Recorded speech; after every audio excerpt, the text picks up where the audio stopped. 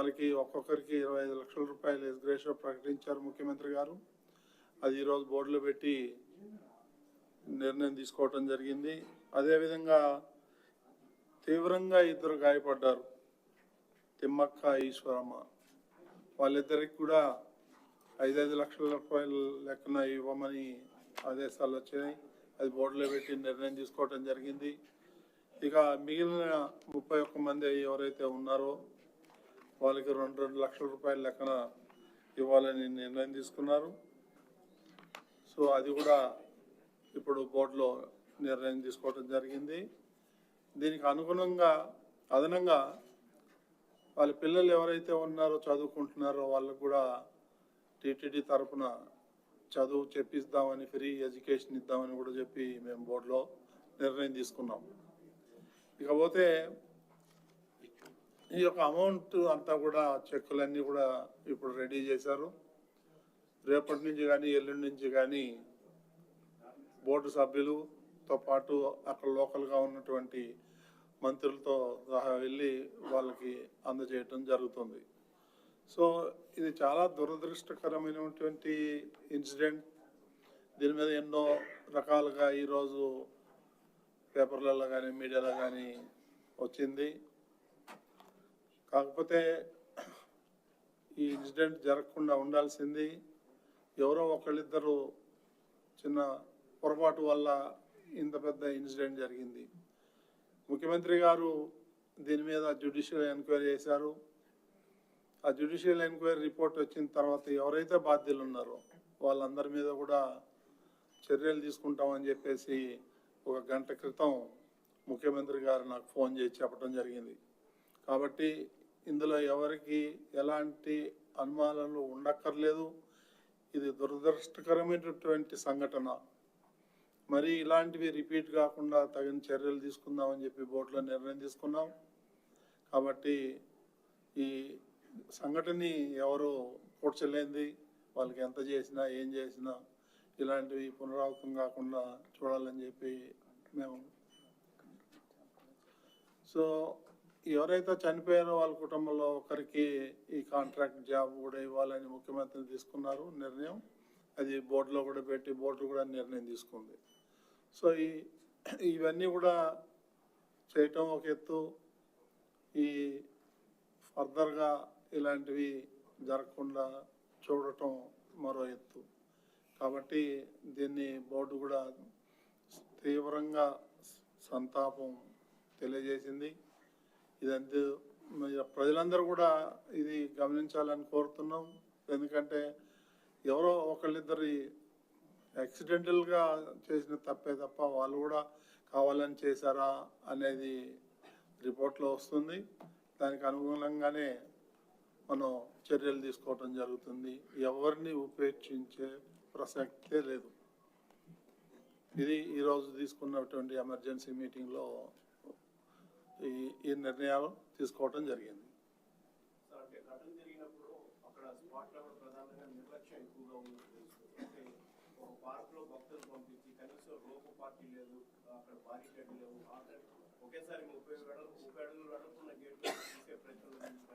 చిన్న చిన్న పొరపాట్లు జరిగాయని మా దృష్టికి కూడా వచ్చింది. దాంట్లో అందులో ఏం అనుమానం లేదు. ఆ పొరపాట్లు జరగకపోతే ఈ ఇన్సిడెంట్ జరిగేది కాదు.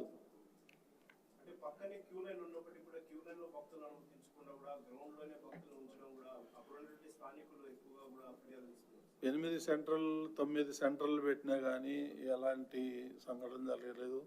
ఈ 1-2 చోట్లనే కొంచెం అక్కడ ఉన్నటువంటి ఇబ్బందుల వల్ల, ఆఫీసర్ ఇబ్బందుల వల్ల జరిగింది. దాన్ని ఎంక్వైరీ చేస్తాం, చూద్దాం.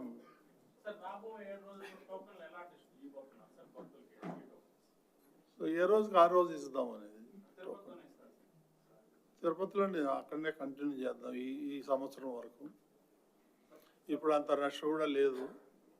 దానికి అనుగుణంగా చర్యలు తీసుకున్నారు అధికారులు.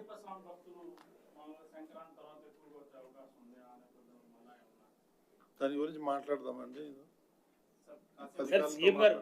సీఎం గారు నిన్న చాలా స్పష్టంగానే వైకుంఠ ఏకాదశి ద్వాదశికి సంబంధించి మాత్రమే ఉండేది, రాష్ట్ర గవర్నమెంట్ తీసుకున్న డెసిషన్ ఎందుకు క్యారీ ఫార్వర్డ్ చేశారని చెప్పేసి కూడా ఒక అభిప్రాయం వ్యక్తం చేశారు.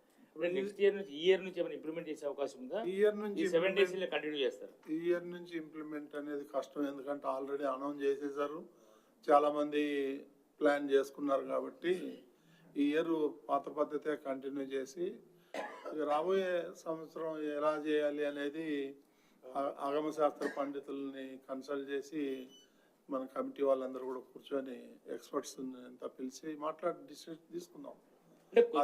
సార్ అంటే మనం 10 రోజులకి 7 లక్షల మంది దర్శనం కల్పిస్తా ఉన్నా కూడా పరిస్థితిని అదుపు చేయలేనటువంటి పరిస్థితి ఏర్పడుతుంది. ఇది 2 రోజులకో 3 రోజులకో మళ్ళీ వెనక్కి వెళ్ళిపోతే భక్తుల క్రౌడ్ అయితే అలానే ఉంటుంది. అప్పుడు క్రౌడ్ మేనేజ్మెంట్ ఎలా చేయగలుగుతాం?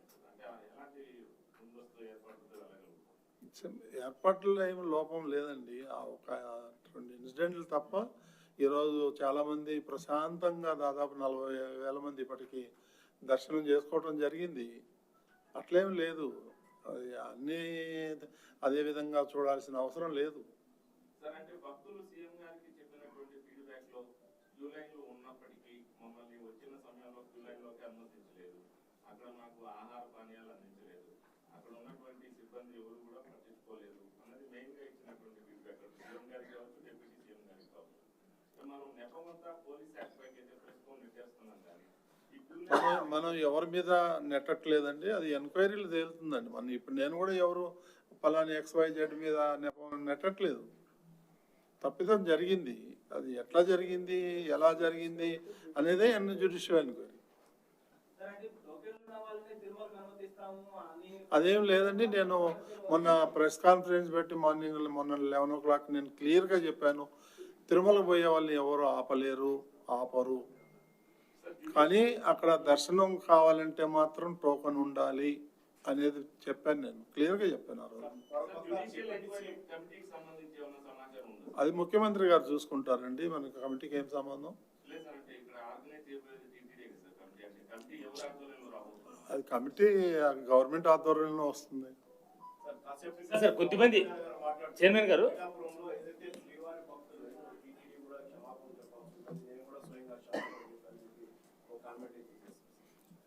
క్షమాపణ చెప్పడంలో తప్పులేదు, చెప్పినంత మాత్రాన చనిపోయిన వాళ్ళు బతికి రారు కదా. అది అవన్నీ ఎవరో ఏదో మాట్లాడారంటే వాటికన్నిటికి స్పందించాల్సిన అవసరం లేదు. కాకపోతే తప్పిదం జరిగింది, అది ఎలా జరిగింది, ఎట్లా జరిగింది అనేది ఎంక్వైరీ చేస్తారు. బాధ్యుల మీద కఠినమైన చర్యలు తీసుకుంటారు, అందులో ఏమాత్రం డౌట్ లేదు.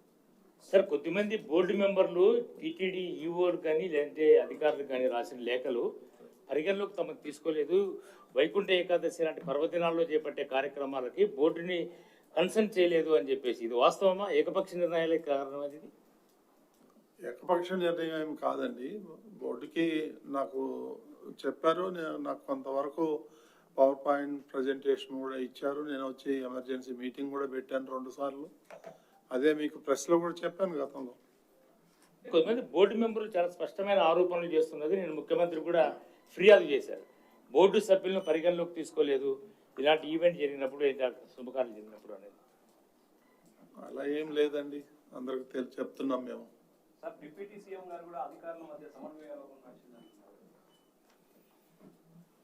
అదే ఎంక్వైరీ తీరుతుంది కదా, మేము ఎట్లా చెప్తాం? రాబోయే రోజుల్లో ఎంక్వైరీ జరిగేటప్పుడు మేము ముందునే ఇట్లా జరిగింది అట్లా జరిగిందని చెప్తే ఇంక ఎంక్వైరీ ఎందుకు? సీరియస్గా పెట్టే కదా జ్యుడిషియల్, ఇది సీరియస్గా ఉంది కాబట్టి మనం జ్యుడిషియల్ ఎంక్వైరీ చేసింది.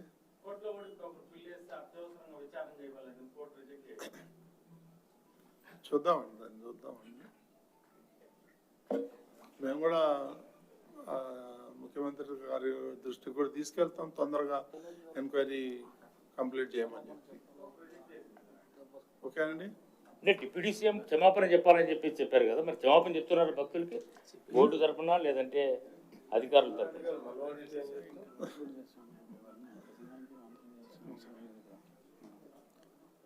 సరే అండి, థ్యాంక్ యూ అండి.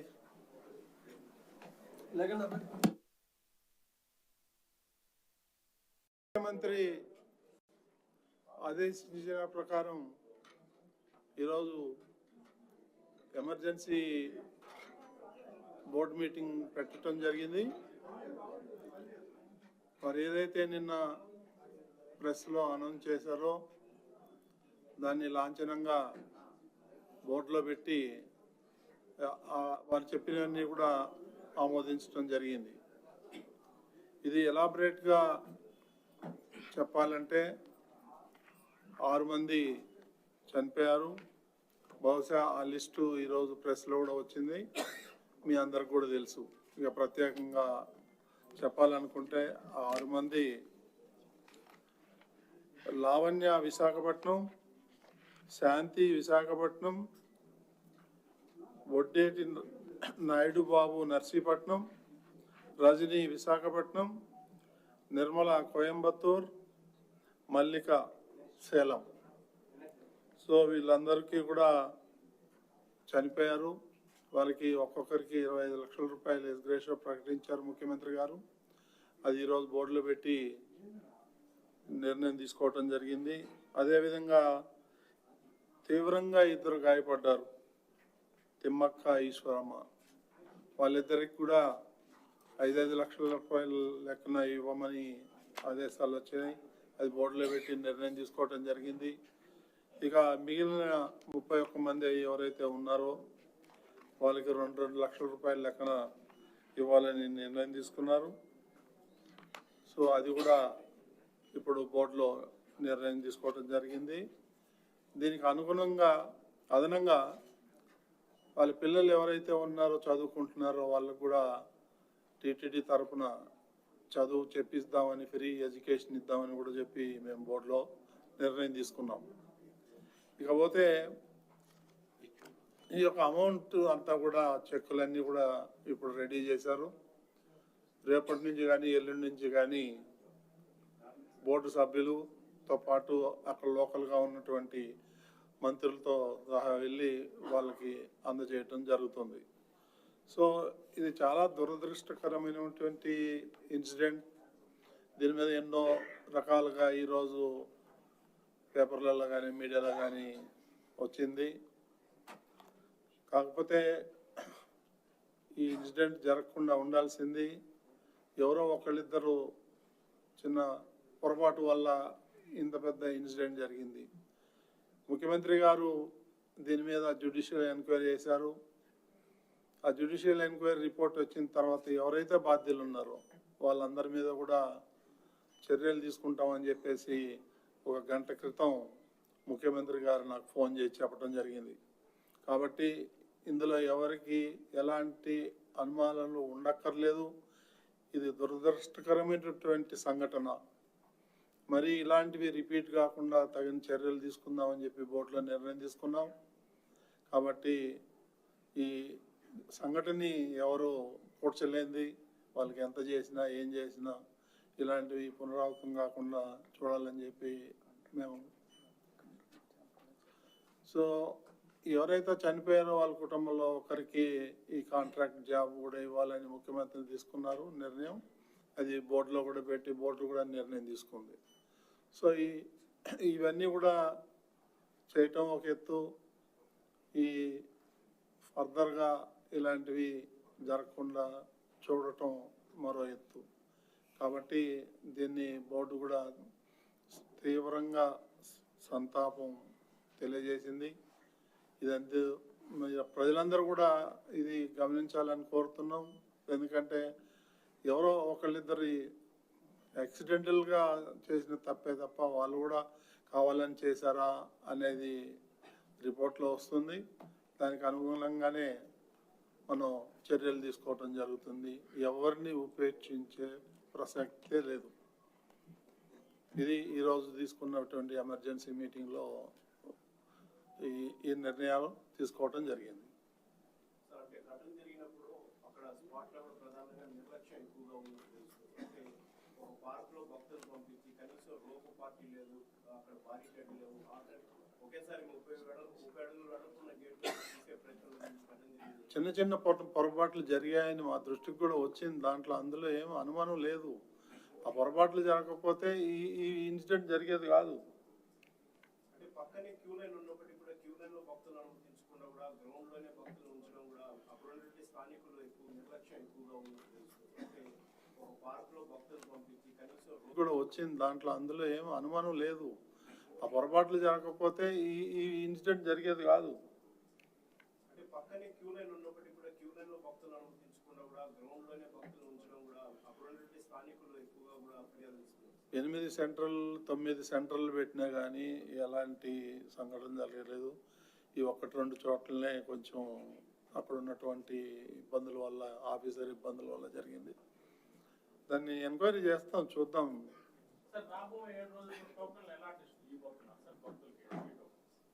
సో ఏ రోజుకి ఆ రోజు ఇద్దాం అనేది తిరుపతిలోనే అక్కడనే కంటిన్యూ చేద్దాం ఈ సంవత్సరం వరకు.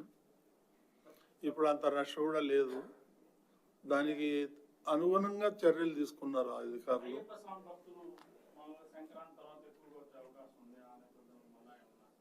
దాని గురించి మాట్లాడదామండి.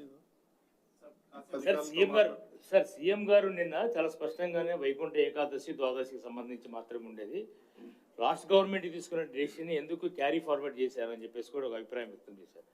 నెక్స్ట్ ఇయర్ నుంచి ఈ ఇయర్ నుంచి ఏమైనా ఇంప్లిమెంట్ చేసే అవకాశం ఉందా? ఈ ఇయర్ నుంచి 7 days కంటిన్యూ చేస్తారు. ఈ ఇయర్ నుంచి ఇంప్లిమెంట్ అనేది కష్టం, ఎందుకంటే ఆల్రెడీ అనౌన్స్ చేసేసారు, చాలా మంది ప్లాన్ చేసుకున్నారు. కాబట్టి ఈ ఇయర్ పాత పద్ధతే కంటిన్యూ చేసి రాబోయే సంవత్సరం ఎలా చేయాలి అనేది ఆగమశాస్త్ర పండితుల్ని కన్సల్ట్ చేసి మన కమిటీ వాళ్ళందరూ కూడా కూర్చొని ఎక్స్పర్ట్స్ అంతా పిలిచి మాట్లాడి డిసిషన్ తీసుకుందాం.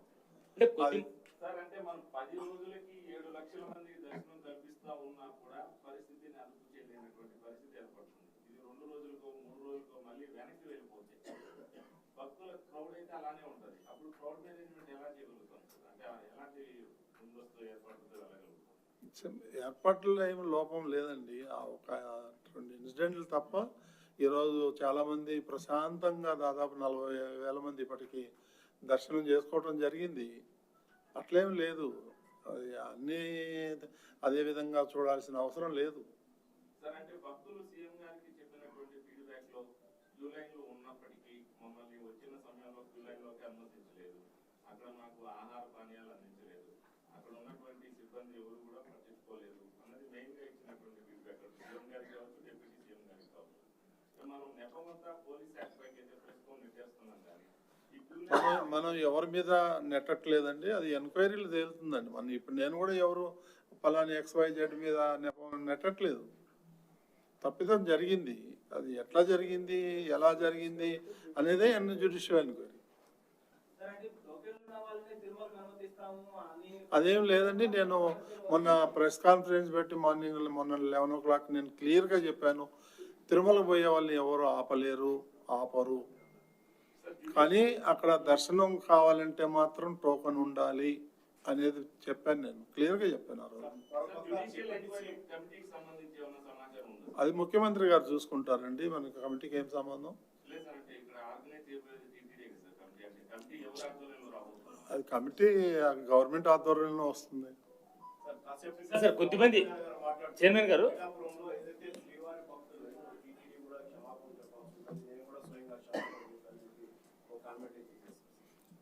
క్షమాపణ చెప్పడంలో తప్పులేదు, చెప్పినంత మాత్రాన చనిపోయిన వాళ్ళు బతికి రారు కదా. అది అవన్నీ ఎవరో ఏదో మాట్లాడారంటే వాటికన్నిటికీ స్పందించాల్సిన అవసరం లేదు. కాకపోతే తప్పిదం జరిగింది, అది ఎలా జరిగింది, ఎట్లా జరిగింది అనేది ఎంక్వైరీ చేస్తారు. బాధ్యుల మీద కఠినమైన చర్యలు తీసుకుంటారు. అందులో ఏమో టీటీడీ ఈఓలు కానీ లేదంటే అధికారులు కానీ రాసిన లేఖలు పరిగణలోకి తమకు తీసుకోలేదు, వైకుంఠ ఏకాదశి లాంటి పర్వదినాల్లో చేపట్టే కార్యక్రమాలకి బోర్డుని కన్సల్ట్ చేయలేదు అని చెప్పేసి, ఇది వాస్తవమా? ఏకపక్ష నిర్ణయాలే కారణం అది?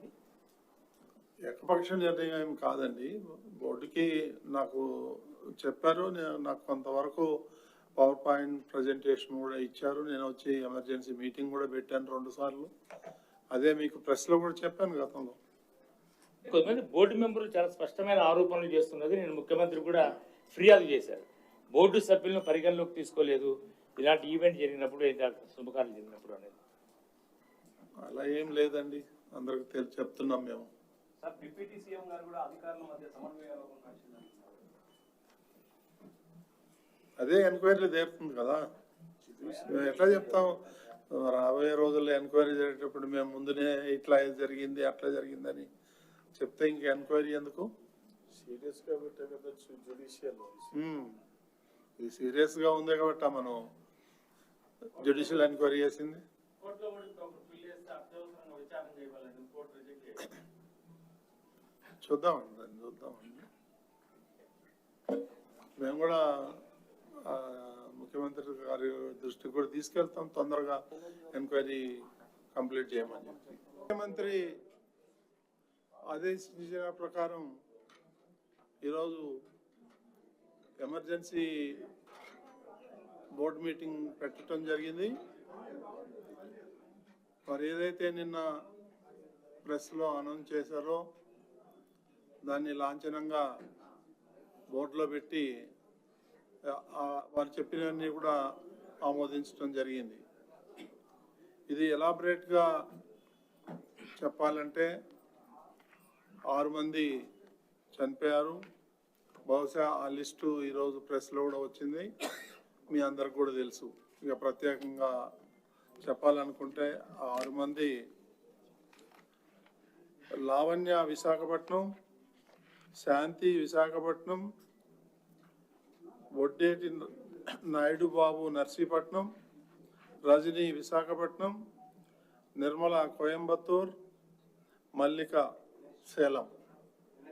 సో వీళ్ళందరికీ కూడా చనిపోయారు. వాళ్ళకి ఒక్కొక్కరికి 25 లక్షల రూపాయలు ఎక్స్గ్రేషియో ప్రకటించారు ముఖ్యమంత్రి గారు. అది ఈరోజు బోర్డులో పెట్టి నిర్ణయం తీసుకోవటం జరిగింది. అదేవిధంగా తీవ్రంగా 2 గాయపడ్డారు, తిమ్మక్క, ఈశ్వరమ్మ. వాళ్ళిద్దరికి కూడా 5 లక్షల రూపాయలు లెక్కన ఇవ్వమని ఆదేశాలు వచ్చాయి. అది బోర్డులో పెట్టి నిర్ణయం తీసుకోవటం జరిగింది. ఇక మిగిలిన 31 మంది ఎవరైతే ఉన్నారో వాళ్ళకి 2 లక్షల రూపాయల లెక్కన ఇవ్వాలని నిర్ణయం తీసుకున్నారు. సో అది కూడా ఇప్పుడు బోర్డులో నిర్ణయం తీసుకోవటం జరిగింది. దీనికి అనుగుణంగా అదనంగా వాళ్ళ పిల్లలు ఎవరైతే ఉన్నారో చదువుకుంటున్నారో వాళ్ళకు కూడా టీటీడీ తరఫున చదువు చెప్పిస్తామని, ఫ్రీ ఎడ్యుకేషన్ ఇద్దామని కూడా చెప్పి మేము బోర్డులో నిర్ణయం తీసుకున్నాం.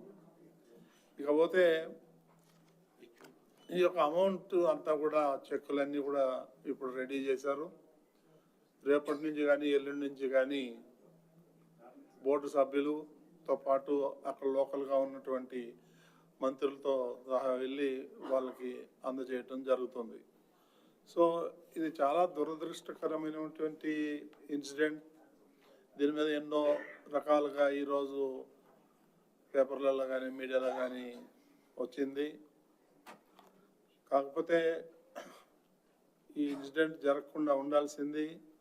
ఎవరో ఒకళ్ళిద్దరు చిన్న పొరపాటు వల్ల ఇంత పెద్ద